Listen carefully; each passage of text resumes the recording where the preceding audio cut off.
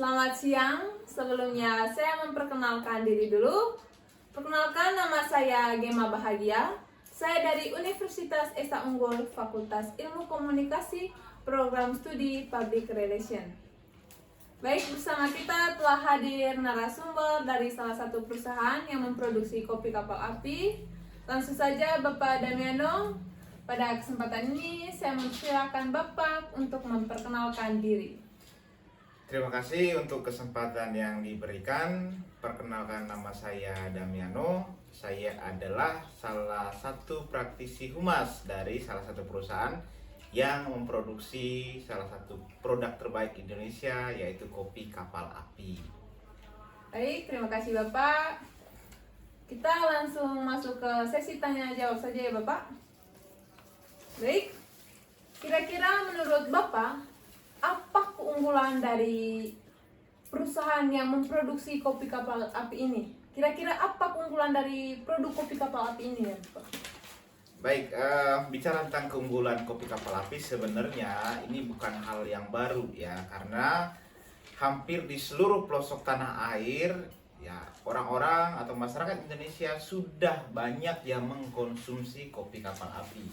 Jadi kopi kapal api ini sudah akrab di telinga masyarakat ya, dari level masyarakat yang paling rendah sampai yang paling tinggi, semua sudah mengenal kopi kapal api. Jadi ketika ditanya kopi kapal api seperti apa, orang akan langsung mengingat bentuknya seperti apa, covernya seperti apa, desain covernya seperti apa, dan lain sebagainya. Jadi ini menjadi keunggulan kopi kapal api, yaitu bahwa hampir seluruh lapisan masyarakat itu sudah mengenal ya, bahkan hampir seluruh masyarakat sudah mengkonsumsi dan merasakan bagaimana nikmatnya kopi kapal api itu jika dikonsumsi seperti itu. Nah, kopi kapal api ini sudah terkenal di kalangan masyarakat ya Bapak. Ya.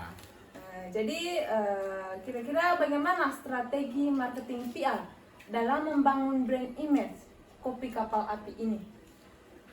Di setiap perusahaan itu tentu yang paling penting untuk meningkatkan produk adalah bagaimana cara dari pihak perusahaan untuk mempromosikan produknya. Ya. Jadi hal yang pertama dan paling utama adalah bagaimana cara kita mempublikasikan ke masyarakat tentang produk yang kita buat. Ya. Produk yang kita buat ketika dipublikasikan mewujud dan mempengaruhi sasaran ya.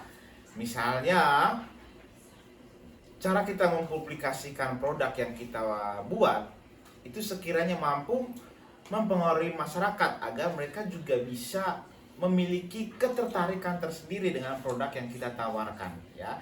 Kita memberikan hal-hal yang baik, hal-hal yang positif berkaitan dengan produk yang kita buat, sehingga hal-hal itu yang coba mempengaruhi masyarakat sehingga mereka memiliki ketertarikan, mereka memiliki minat ya. Seperti tadi yang saya sampaikan, mempengaruhi sasaran ya, dengan mencakup banyak bidang kehidupan ya. Itu yang pertama.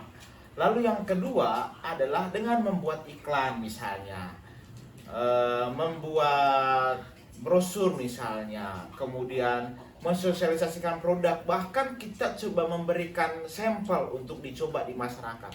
Apakah produk ini bisa diterima dengan baik atau tidak? Ya, itu yang kedua. Lalu yang ketiga adalah dengan membangun komunikasi yang penting dengan pelanggan. Ini penting. Kenapa? Karena kita bisa mendapat banyak masukan, mendapat banyak koreksian misalnya kalau misalnya produk yang kita buat belum sesuai dengan harapan masyarakat ya. Kita membangun komunikasi dengan pelanggan. Lalu yang terakhir adalah konsisten untuk melakukan evaluasi setiap bulan, misalnya di perusahaan yang di bawah pimpinan kita misalnya sekarang ini ya. Setelah kita membangun komunikasi dengan pelanggan, tentu akan ada banyak sekali masukan dari masyarakat, tentu akan banyak sekali masukan dari pelanggan, dari customer. Nah, masukan-masukan ini akan kita bahas di evaluasi bulanan misalnya. Misalnya setiap akhir bulan kita akan melakukan evaluasi terkait produk yang kita tawarkan ke masyarakat. Ya, jadi yang pertama tadi adalah bagaimana produk kita mempengaruhi sasaran, mempengaruhi pelanggan. Lalu yang kedua, cara kita mempublikasikan adalah dengan membuat iklan. memberikan sampel untuk dicoba di masyarakat. Lalu yang ketiga adalah membangun komunikasi dengan pelanggan. Lalu yang terakhir adalah dengan melakukan evaluasi rutin setiap bulan misalnya. Ya, itu cara kita membangun brand image dari produk yang kita buat saat ini, yaitu kopi kapal api. Ya, jadi ada banyak strategi yang dilakukan oleh marketing PR dari perusahaan yang memproduksi kopi kapal SKP ini untuk membangun brand image perusahaan atau membangun image brand kopi kapal api ini. Ya, tadi sudah dijelaskan oleh Bapak.